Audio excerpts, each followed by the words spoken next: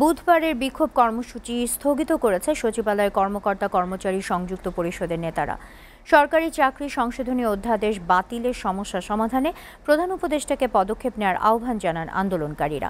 এদিকে আওয়ামী সরকারের আমলে নিয়োগ পাওয়া আমলাদের সরিয়ে দিতে সচিবালয়ের বাইরে বিক্ষোভ করেছে জুলাই মঞ্চ। আশিকুল আলমের প্রতিবেদনে বিস্তারিত। সরকারি চাকরি সংশোধন অধ্যাদেশ 2025 বাতিলের দাবিতে 4 দিন ধরে সচিবালয়ে বিক্ষোভ করছে কর্মকর্তা কর্মচারীরা। আন্দোলনকে কেন্দ্র করে বাড়তি নিরাপত্তায় সোয়াত ও বিজিবি সদস্যদের মোতায়েন করা হয়। বিক্ষোভ শেষে প্রধান উপদেষ্টাকে সমস্যা সমাধানে পদক্ষেপ নেওয়ার আহ্বান জানান সচিবালয় কর্মচারী ঐক্য পরিষদের নেতারা।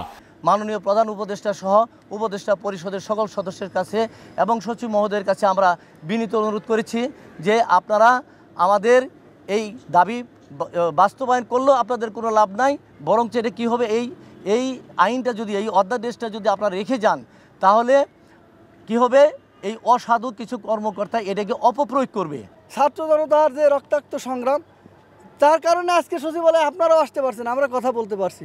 তাদের অবদানকে আমরা কখনো অস্বীকার করি না এবং তাদেরকে শ্রদ্ধা রেখে, তাদের প্রতি শ্রদ্ধা রেখে আমি বলতে চাই, ওনারা প্রকৃত বিষয় না জেনে, আমাদের সাথে কথা না বলে এবং বাইরের কোনো কারোর উস্কানিতে বা কান কথায় প্ররোচিত না হয়ে এ ধরনের ওনারা মন্তব্য করবেন না।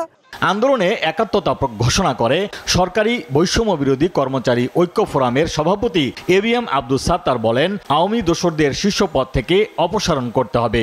যে আওয়ামী লীগ নিষিদ্ধ করা হয়েছে, অঙ্গ সংগঠন নিষিদ্ধ করা হয়েছে, কিন্তু যে সমস্ত কর্মকর্তারা, এই তালিকা কিন্তু অলরেডি বিভিন্ন মিডিয়াতে প্রকাশিত হয়েছে, তারা এখনও প্রশাসনের শীর্ষ মহলে বসে আছে। কেন? তাদের থাকার তো কোনো নৈতিক অধিকার নেই। এদিকে আওয়ামী সরকারের আমলে নিয়োগ পাওয়া আমলাদের সরিয়ে দিতে সচিবালয়ের বাইরে বিক্ষোভ করে জুলাই মঞ্চ। এ সময় স্লোগানে নানা দাবি তুলে ধরেন তারা। শিগগিরই পদক্ষেপ না নিলে কঠোর আন্দোলনের হুঁশিয়ারি দেন জুলাই মঞ্চ। আশিকুল আলম, এসএটিভি, ঢাকা।